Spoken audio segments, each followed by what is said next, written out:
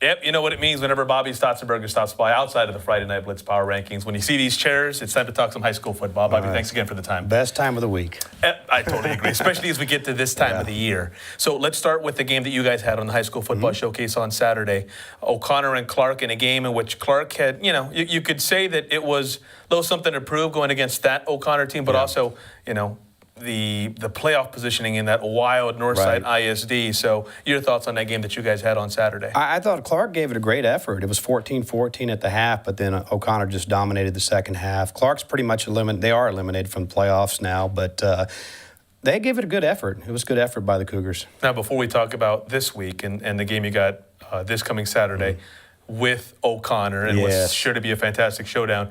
Want to get your thoughts on what other games from this past weekend that just really caught your attention. I know of one already, but let's start with the games that caught your attention from this past weekend. Obviously, Alamo Heights and Kerrville-Tivy. I mean, a triple overtime, 64-62.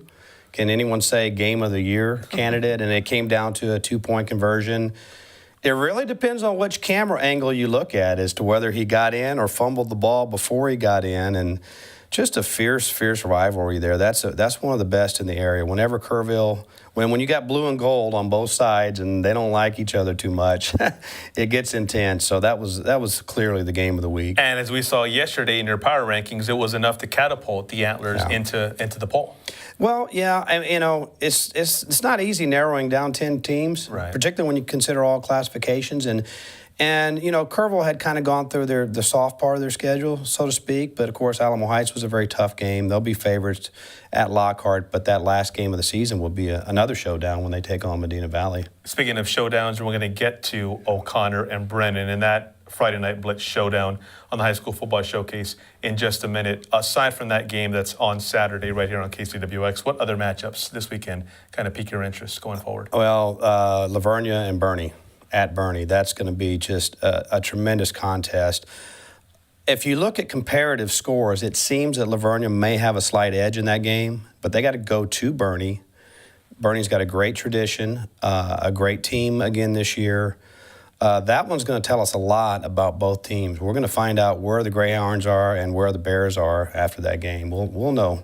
That's our game of the week right here on the Friday Night Blitz as well. Not only the good choice. I know it just jumped out at you right away. So not only the game of the week on Friday night within Sports2Nite with our Friday Night Blitz football coverage, but on the Friday Night Blitz show itself.